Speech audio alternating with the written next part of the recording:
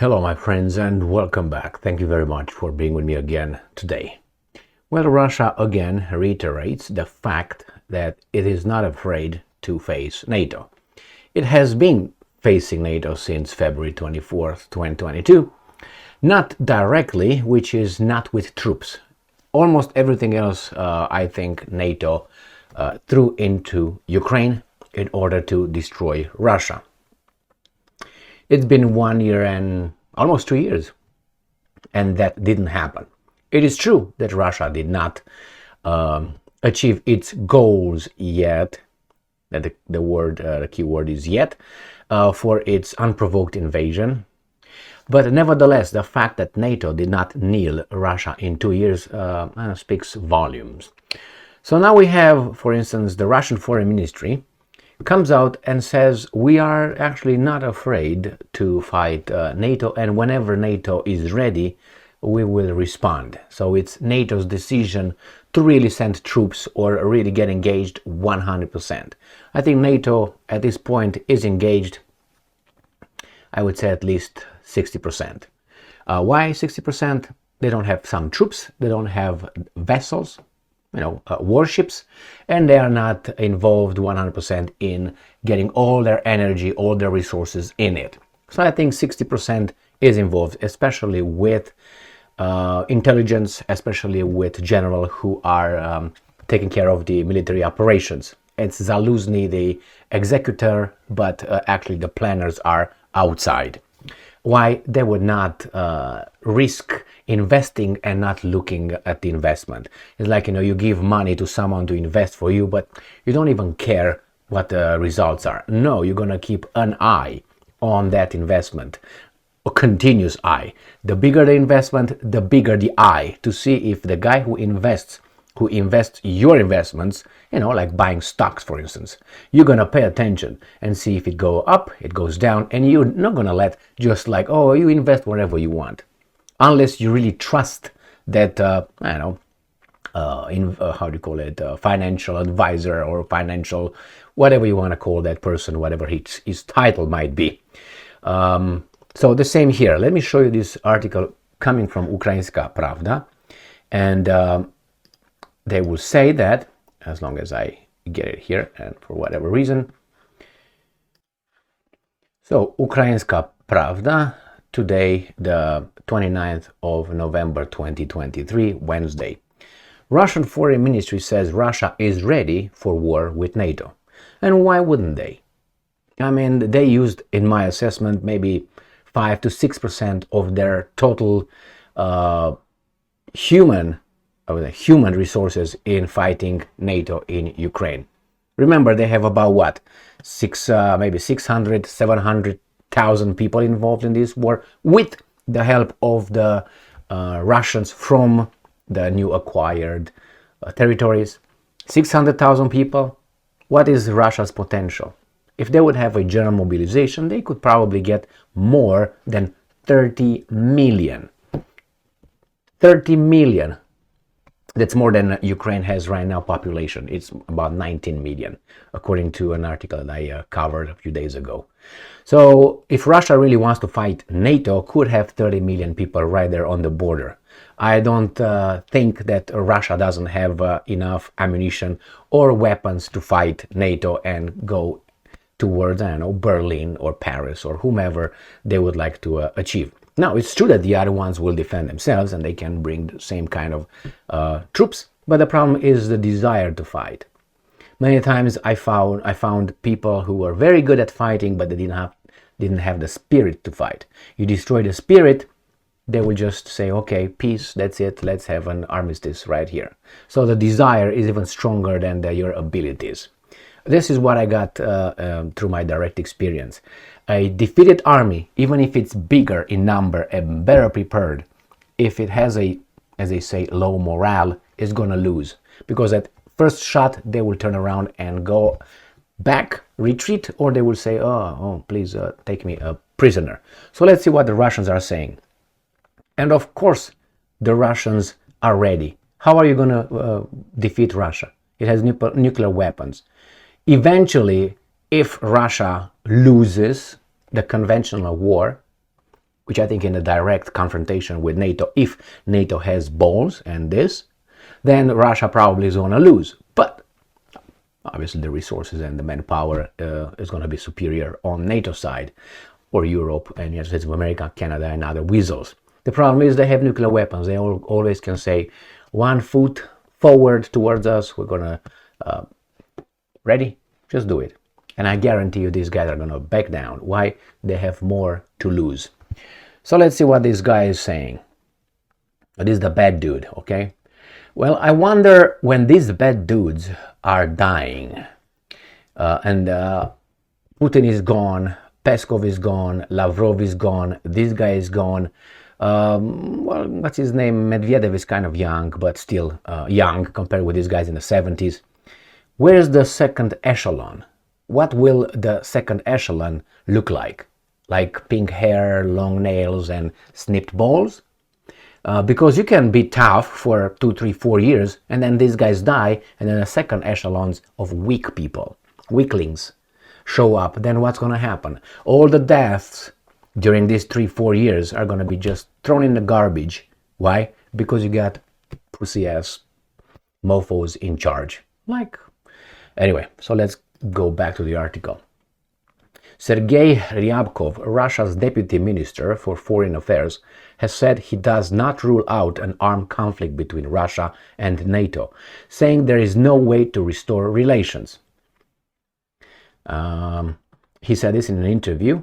So, quote from Ryabkov in response to a question of whether we can expect an armed conflict in the future, and I'm quoting, "It depends on the North Atlantic Alliance. NATO has a choice. As we already demonstrated, we are ready to protect our national interests by all means." All means meaning we are ready with nuclear weapons. That is all means, it's included. Details in the traditional arrogant manner. You see this? This comes from Ukrainska Pravda. I will share something to you personal, even though I'm very, reticent. I don't want to really share it, but I will. Traditional arrogant manner. I was close to some Ukrainians, very close with some Ukrainians, and this is my observation. They were calling the Russians arrogant and proud, and not every time, but when they were referring to a Russian, it was a pig Russian, fat and arrogant, and and usually this came from, not usually, maybe 98% it came from the female side of the conversation, the arrogant, and they were Ukrainians, so they always, now I can't generalize, but my direct experience was this, and now I see it here, and it's just flashbacks from a long time ago. Traditional arrogant Russians. Why shouldn't they? Should they be like you? Inferiority complex? Is that what you want? Why not? Russia is a big country, big culture, militarily, land, resources, literature, arts, ballet, music. What are you talking about? You want me to go all through the Pushkins and the Aivazovskis and what's his name, Tchaikovsky, and what? I mean, I have more than that. It's just a few. Are you crazy? But nevertheless, to be like what? To be like Taras Shevchenko? And I'm not very, with Taras Shevchenko, I loved his poetry, that's for sure. But, Pushkin, Shevchenko, just read it. I like both. I can't say that, but I have preferences based on my inclination. So again, traditional arrogant manner. So what do you expect them to be? Like show humility? Why should they show humility? What's the reason? Why would they? He added that it was allegedly impossible, and I'm quoting, to encroach endlessly on Russia's interests, and that, and I'm quoting, the people who continue to test our strength, they must have believed that there was no limit to their own rate-raising game. But they may find themselves among the total losers in this arena. And I'm quoting, I don't think relations between Russia and NATO will be restored in the foreseeable future. Think about the second echelon, my friends. It is impossible. US is not going to have a second echelon unless something really big happens in this country, because the future generation, or the loudest with college degrees and positions in society are the ones that I mentioned before. That kind of attitude, not necessarily doing that attitude of safe space, and they're weak, but they have power in the society, but they're weak. Weak and cowards I'm talking about, not courage. So yeah, the West thought that it's gonna just encroach on the Russians coming to their border, and then they can go deeper than that. It says here, if someone in the West thinks that we need these relations and will come one day and ask for their restoration, then this is the biggest mistake. He says, I don't think relations between Russia and NATO will be restored in the foreseeable future. It is impossible for reasons of both principle and practical nature.